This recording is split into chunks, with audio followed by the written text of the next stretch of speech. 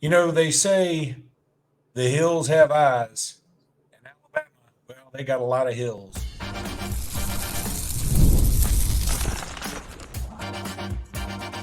You are Locked On Bama, your daily podcast on the Alabama Crimson Tide. Part of the Locked On Podcast Network, your team every day. Hey, everybody, welcome back into Locked On Bama. Luke Robinson, that's me, Jimmy Stein, that's him. This episode is brought to you by Gametime. I'll tell you about Gametime here in just a bit. Thank you for making this your first listen. And that may have been the worst cold open I ever had. I was trying to do something funky, because play on the word hill, because on this countdown, which we're about to get into, Jimmy, the next two guys have the last name Hill. So I thought something with hills and Jack and Jill, it doesn't matter. Edric Hill is up next. So why don't you tell us about it? It is crazy that I think there's only two Hills on the team and they would end up being back-to-back in the rankings, but nevertheless. If only you had any control over that. And believe it or not, I'm always kind of messing with it as things come up and I've changed my view on things. But anyway, Edric Hill is, 59? No, he's 60. 60. Edric Hill is 60 in the roster rankings. He's a good player. Now, no one needs to sleep on him. The only reason he's 60 is because that's like just about the deepest area of the team, which is good when the defensive line is that good. But he's a defensive tackle. There's now two defensive tackle-ish spots, right? We literally call one spot defensive tackle and the other spot nose guard because the other position up front is bandit, which is sort of like an edge thing. And Edric is more of an interior player. So when you look at the interior players up front, you're probably starting out with guys like Tim Keenan, Tim Smith, Jaheim Otis, Damon Payne, and James Smith. That's five guys for the two spots right there. Maybe Edric Hill comes next. Maybe he does. It's just kind of hard to imagine the sixth defensive tackle getting too many snaps. Now, there could be injuries. And again, Edric's a good player. This is a guy that's 60th this year, Luke. When we do the rankings next spring, he could be like top 30, top 35. I mean, I think Edric Hill had a good spring. I watched him in the A-Day. When I rewatched A-Day, I did specifically watch him for a handful of snaps. Also saw him on the practice field when I was able to go to practice with BOL. Athletic, plays hard. There's some intensity there. And to me, and I mean this as a compliment, he looks and plays like a typical SEC defensive lineman. I mean, and that's a compliment as we know how good our league is and how good that our league is at that position. I just think he's typical of what you look for. I think listed around 6'3", 290, 6'4", 290. I think this is a guy we want to keep. If he portals out after this year because he got a little impatient, I'm going to be upset because I think he's a guy that would clearly be in the picture next year and is in the picture this year. If a couple of guys get hurt, I don't think he's not ready. I just think there's guys ahead of him that he would have to pass that he probably won't. And that's the rub, right? With this transfer portal that, just as soon as you think, okay, we're ready for you to step in, a guy's like, well, I want to go somewhere that I can play. And we're like, do you not hear us? We said you can come play. But the problem is that I think guys just, when they get it in their head, it's sort of like when you're dating somebody and you've decided, look, I really don't want to put up with this crap anymore, but I'm sort of here. And all you need is like somebody to show you any interest. And you're like, I'll give that a shot. I can get out of this thing, go to this thing. Even if this thing's pretty good, Yeah, that would sound good for us. Getting any attention at all. But I'm saying, that's going to be the fine line. I was on Doug Amos's show today in Montgomery, and we were talking about Courtney Morgan. And he said, what do you feel like his impact has been? I go, I can't directly speak to any of his impact, but I can say this, that if you don't have a general manager these days in college football, you won't make it. Because here's the deal. You have to find somebody to handle a lot of these problems that maybe you used to handle or other coaches used to handle on their own. But you got to have somebody that sort of wrangles all this in, can relate to the kids, can also keep them happy while they're on the roster and keep the ones happy that you're trying to recruit while you do the game planning and you do the overall overseeing and all this. It's a different era now. And so I look for not so much Kalen DeBoer to try and placate some of these guys who may be considering transferring. And we're not saying Edric Hill is. We're just saying that we can see a scenario. So I look for Courtney Morgan to be the kind of guy to say, hey man, just don't be thinking grass is greener somewhere else. You stay here and the grass will be perfectly green next year when we need you. That's right. And I think that's exactly what Courtney Morgan's role is going to be among all others. I mean, he's the boss in charge of the roster. I don't think he has much to do with what goes on Saturdays between the lines, but in terms of building and maintaining the roster, that's a him thing, relationship thing. And, it's a tough job these days to keep these kids patient. I mean, we just talked about in our last show, Keelan Russell's, saying he sees himself as a Heisman winner.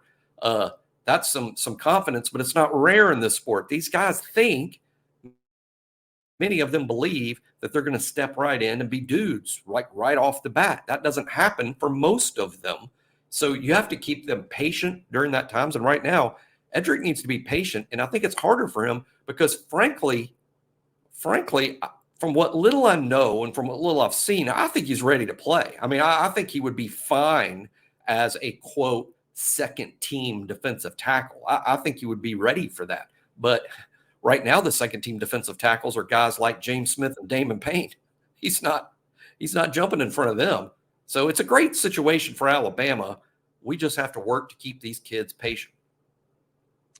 Yeah. And certainly when we talk about this next guy, it's going to be the same type of scenario. And I mean, now you sort of know who it's going to be because I've sort of spilled the beans on it. But we're going to talk about him right after I tell you about Gametime. Gametime. If you go check out that Gametime app, you need to download it. It's super easy. Just a couple of taps, and there you go. You got it on your phone. And then you can go see all these other events you can go to at the best prices guaranteed. Also, you can see where your seat's going to be. I've said this over and over again. I've personally used Gametime multiple times for NFL, NBA, Major League Baseball, college football, college basketball, college baseball. It's so easy. I love using it. And I know that my price is going to be the best in the business. So it's just, look, we need at our age to make apps as easy as possible. Or we need our kids to be around us. And since that can't happen all the time, I am going to use Gametime because that is the easiest app for any of this stuff when you need tickets. So go get Gametime on your iPhone device or your computer making machine or whatever, and use code LOCKEDONCollege for $20 off your first order. That's LOCKEDONCollege for $20 off that first order.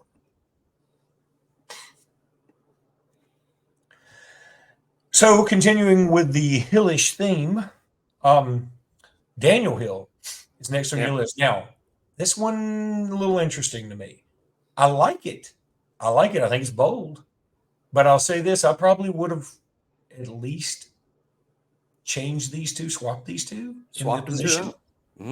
Because, if your argument is Edric Hill probably won't get to play as much because of depth, I think the argument is there for Daniel Hill in the same regard, and Edric Hill's been here an extra year. All makes perfect sense. Why would I have Daniel Hill ahead of Edric Hill? A couple reasons. More running backs playing. By that, I mean, he's the fourth. I project Daniel Hill to be the fourth running back. I know that's couldn't be too crazy, but, we have him behind Justice Haynes, Jan Miller, and Richard Young and slotted fourth. Last year's fourth running back was Justice Haynes. Counted up today, he had 25 carries a year ago. So while 25 carries spread over 13 games, that's not a lot, but it is significant. It's a couple a game. And I can see Daniel Hill getting that workload in the games. He also plays a little more high profile position. Sometimes if Edric Hill plays 6 or 8 snaps in the fourth quarter, a lot of fans won't even see that happen. But if Daniel Hill comes in and plays 6 or 8 snaps and gets a couple carries, everybody in the stadium knows it happened because he's got the ball in his hands.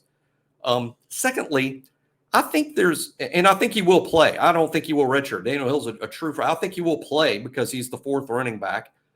Odds are someone's going to get hurt. I hate saying that out loud, and jinxing the situation, but this is a position where kids get hurt, and sometimes you have to go a little deeper in the depth chart than you'd like. I also think there is a small chance of this, Luke, and you chime in here to tell me what you think the odds are here. He's built differently than those first 3 guys, and it's not why we bought him in the program, but I do think there's a possibility that Daniel Hill wins a first-team role as the short yardage back. Is like when it's 3rd and 1, 2nd and 1, 1st and goal from the 2. They might decide, based on what goes on in practice, that Daniel Hill's size is exactly what we need in that role. So I also have him a little higher than most might think because I recognize the outside chance. I'm not predicting it to happen. In fact, I don't think it will, but it might. That at 233 pounds, much larger, as much as over 25 pounds heavier than our other backs, that he becomes the short yardage back. And if he's the short yardage back, I have him way underranked. If he's playing with the first team regularly, making first downs and scoring touchdowns, he should be, top 30, not back here at 59. Yeah, I agree with what you're saying, except I feel like Justice Haynes looks so big. And while we have not seen him use his speed necessarily, I think he's got it. But, man, he looks so cut up and big. I mean, I think he's my short yardage guy. And if it's not him, it's Richard Young. And meanwhile, then you got Jam Miller, who's kind of known for being rough and tumble. So I'm saying, like, if we had 3 Shawd Williams back there, then I buy your argument a little more. But and the other thing is, we want to keep Daniel Hill happy. At the same time, we also want to keep this is Jam Miller's last year, right? I mean, we think. Possibly, very possibly. I guess he could come back, but let's be honest. I think we should be hopeful. We should be hopeful this is his last year because that'd be good for us. If Jam Miller proves he's ready for the NFL this season, that would be good for Alabama. No, I think that's a good call. And also, I think it's if he comes back, there's going to be a lot of other people transfer out, and then you got a depth issue. So. It's so weird trying to manage all this now. But, let's do hope Jam Miller, he has a great year and he goes pro. Let's hope that. But I think that benefits him, benefits the program. And junior running backs, I just feel different about that position than other spots. Even if Jam Miller is going to be a 3rd or 4th round pick, I would say go. I mean, you've got to get in that league while you still got legs, if you play at that position. And but let's be honest, dude. Has Jam Miller proven to this point that he is a 3rd or 4th round pick in the NFL draft? Absolutely not. He hasn't proven a thing as far as I'm concerned. He's almost starting from scratch just because he hasn't had a lot of carries. But I think we've seen enough of him, me and you and the Alabama fans listening. I think we've seen enough of him to know he's going to be good. This is a good bet right here for, I wouldn't necessarily say it. I don't know if breakout's the right word, but I'm expecting a 600-yard, 800-yard type year from him, which is pretty significant because I think he's going to be splitting those carries with Justice Haynes. Boy, am I alone? Y'all say this in the comments, even though this isn't live. Am I alone when I think Alabama running back next year, like my first thoughts go to Justice Haynes and Richard Young, and then I'm like, oh, yeah, and Jam Miller. And that's wrong. That's wrong of me. I have no problem saying that is flat out wrong of me because Jam Miller very well could be the number one guy. MVP A-Day. He was MVP of the A-Day game. I know. I'm just, I'm wrong for that, right? To me, it's Jam and Justice 1 and 2 in some order, and then Richard Young 3. But I'm somewhat going off of seniority there. And seniority is a thing. I know some people get frustrated with it. I don't get frustrated with it at all. I totally understand it. But seniority is a thing. And Jam is a good player. And Justice is a good player. I think it'll be Jam and Justice in some order with Richard Young 3rd. That's how I think it's going to be. But I also think Richard Young is going to play every single Saturday, and he's going to have his chances to impact the game every week. Man, it feels like an embarrassment of unproven riches, right? Yep. It feels like we just found a treasure chest with currency we're not sure where it's from. You know what I'm saying? Like, that's never happened to me. This big treasure chest full of all these ducats or whatever, and we're like, we don't really know where this comes from, and we're not sure how valuable it is, but we think it's really valuable. Does that make sense? Okay. No, but okay. I sort of like the idea. I'm going to the beach soon. About 2 weeks away from the beach. You want to take a metal detector? I'm hoping something washes up that I think is I did see a pair of sunglasses last time, and they were in the ocean. So I'm thinking, probably fell off, boat. Were they brown? You No. They remember? were nice. They were pretty nice though. They were nice. I think they were Oakley's. Pretty nice. They were okay. And I'm like, hey, this could have. I told the wife, I'm like, this could have been from the Civil War, but it's not. Civil War sunglasses. Civil War sunglasses. Yeah. Now we know why the Confederates lost. They didn't have anything to help protect their eyes. She said she thought it was just somebody last week got too drunk on their boat. I'm leaning you're last right. week. I'm leaning you're right. Probably right. Okay, this has nothing to do with what we've been talking about, but I just saw this and I thought it was like, okay, Houston Mallet is going to wear guess what number, Jimmy, for the Alabama Crimson Tide in basketball this year? Oh, I think I know this. 0. No, that is going to be LeBaron Philon. LeBaron Philon's wearing 0. Okay. Yep. Which is also okay, a little weird, but okay. Houston Mallet's going to wear number 95. Why? Do we know why? I don't know. I would say, was he born then? But that would make him 29. Of course, that could happen these days in college basketball, it seems. Yeah. Well, do you remember Dennis Rodman wore number 91, and they said, why? And he said, that's the furthest number from 0 I could think of. And, I believe it. But 95 is just, the reason, and I guess we just started saying, okay, people can wear whatever number. It used to be in basketball, you couldn't wear any number over 55, I think, because the official had to be able to say it, clearly with their fingers or whatever. And I guess if you say foul on number 95, you have to go, 9 and then 5. And I guess that still works. I don't know. Ooh. I mean, sure. I would say I like it. Well, let me say this. It is if he turns out to be good, number 95 is going to fly off the shelves in terms of jersey sales, and he'll make a killing. I do think that there might be, now that you mentioned that's a nice NIL wrinkle here. I think selling jerseys, that's not bad. And also college doesn't have the same rules the pros do about numbers. Well, I know as it relates to NFL for sure. I would assume college the same way, but boy, you just never see high numbers. It's always been cooler.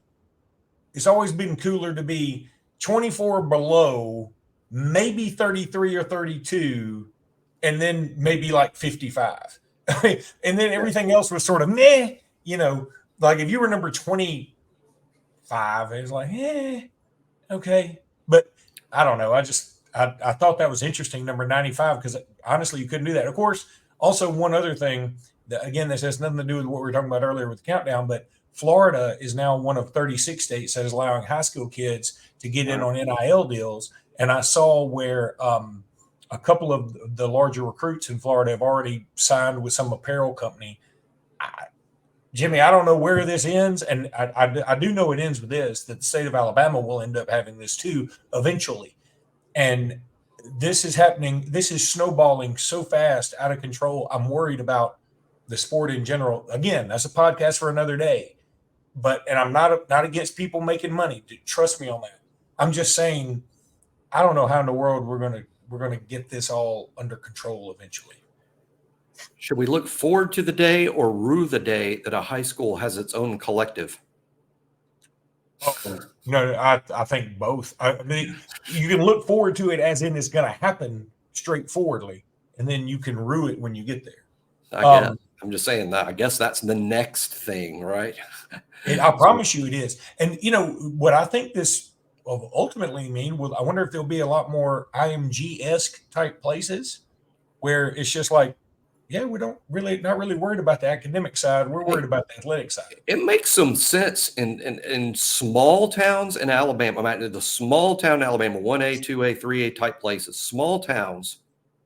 Maybe the quarterback's the most well-known person in the county, can be in these small towns. And hey, that's the kid maybe you want in your sandwich shop's commercials. I mean, because everybody knows who he is. And I guess now, I mean, not in Alabama, but that's coming. I mean, it's legal in all the other catch states. is, if you're in a small town, you're probably going to see them in your sandwich shop anyway. There's nowhere else to eat. There's nowhere else to go. I mean, I was thinking about that. Like I was thinking the same thing. Like, it may be better for a small town kid. No, I think it's the other way. I think you still need to be a big town kid because in a big town More competition with the eateries. Yeah, exactly. Because if you only have one Subway in your town, and the Subway's like, yeah, we'll give you a little money to come over here and do this. They're like, wait a minute, we're the only place that has ham in this county. So Could yeah, you're coming here. Miranda Lambert said everyone dies famous in a small town, meaning everybody knows everybody. Yeah, that's true. Yeah. Well, I'll take your word for it. This is the first time we've quoted Sounds Miranda like Lambert. First time we quoted Miranda Lambert on the show, so a little locked on history there.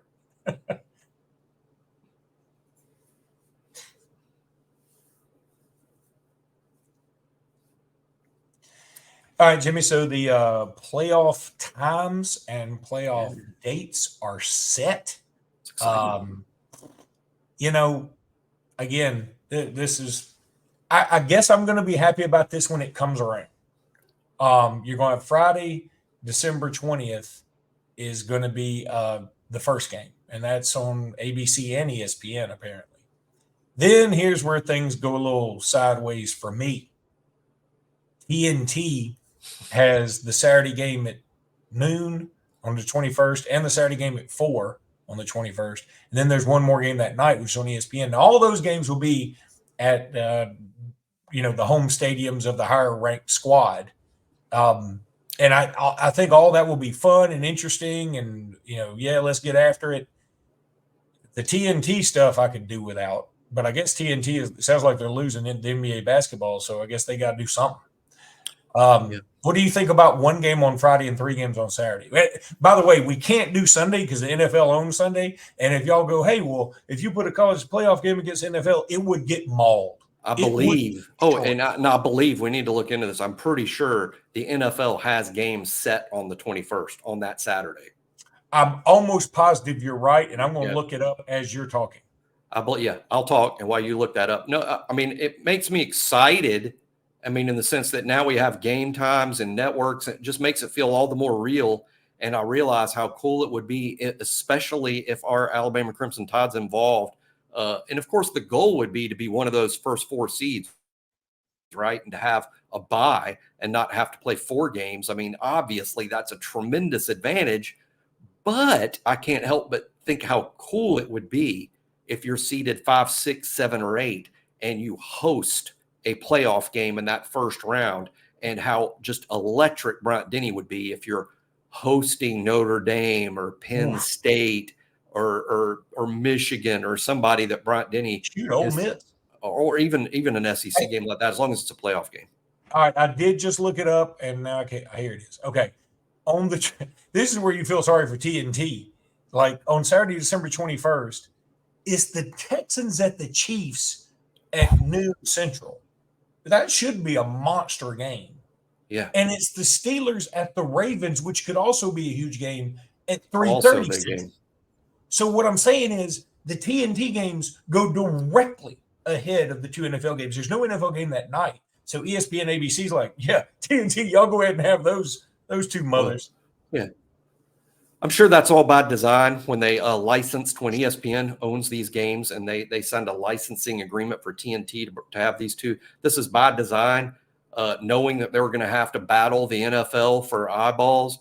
Where I feel for just college football in general is ESPN paid the CFP so much money that's being distributed to all the schools, including Alabama, to help with the revenue sharing stuff. They pay all this money, and now the NFL is going to rob college football of a lot of eyeballs. Let's be honest about that.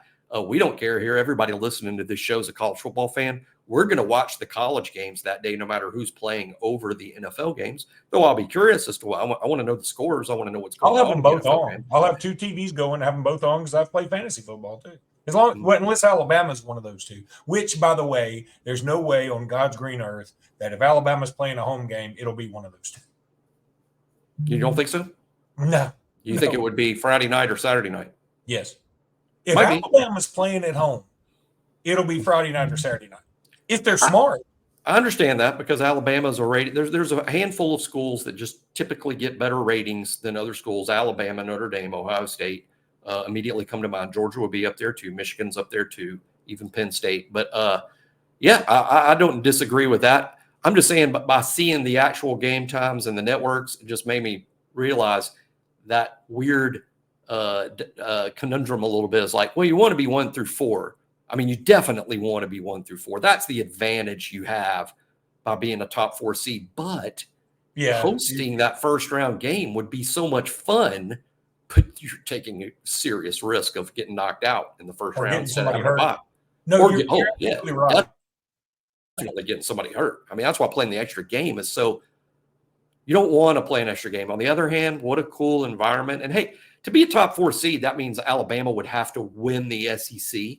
And I'm not going to predict Alabama wins the SEC this year. I won't. Here's the good news, people. I didn't think Alabama would win the SEC last year, and they did. So I don't bat 1,000 when it comes to that. Look, I'm probably still picking Georgia to win the league, I think. Okay. Call me crazy for not having looked this up before. And without my looking it up, do you know? All right. So you have 5 through 12, it would be 5 and 12 and 6 and 11 and whatever. Okay. You get that, right? Let's say the number 11 team beats the number 6 team, but the number 5 team beats number 12. So if you had a true bracket, it'd be 5 still going to 1 and 11 going to 2.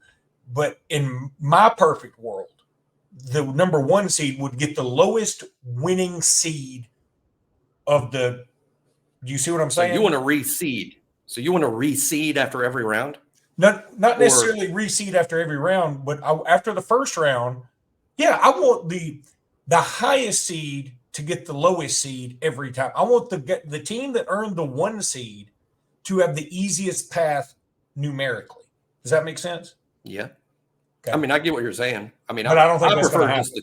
I just prefer the true bracket. I mean, to me, just the bracket's a bracket, and you set it, and everybody plays from there and moves on to where you're supposed to move on in a traditional 1 through 16 type bracket. And I say 1 through 16 because there's 4 bye spots, 13, 14, 15, and 16. I've always hated that too. I've always thought it's better if the team that's a 16 seed should have the hardest path, and the team with the 1 seed should have the easiest path. I know it's impossible to do it in the NCAA tournament, so it is what it is because there are too many teams. I get it. But in this scenario, I think it's very doable. We'll see. Here's one thing that I bet we can you write this down right now.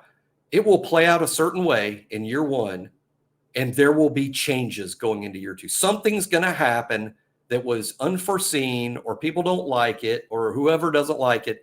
There will be changes after year 1. There were always tweaks back to BCS. And by the way, I'm one of the few people that like BCS. But back during the BCS era, when it was the top 2 and the computers played a part in things, they tweaked the formula virtually all the time. I almost felt like y'all are trying to tweak the formula to come to a predetermined outcome. You're like, well, last year we didn't like this outcome, so this year we're going to tweak the formula so it would have come out the way we liked it. And I'm like, well, why don't you just pick it the way you like it? Why are you trying to artificially manipulate it when you just say, hey, we think it should be these 2? But everything was tweaked in BCS and the college football playoff. And that's going to happen again in this 12-team playoff. As we know, the 12-team playoff is only going to be around for a couple of years, and it's moving to 16 anyway, or 14 or 16, whatever they decided. But it's obviously going to be 16. 28 doesn't matter. It's going to be 16. So bad it doesn't matter. Once they moved it off at 2, it was always going to be 16. All right, that's going to do it for today's podcast. We'll be back tomorrow more. Until then, roll tide, everybody. Roll tide.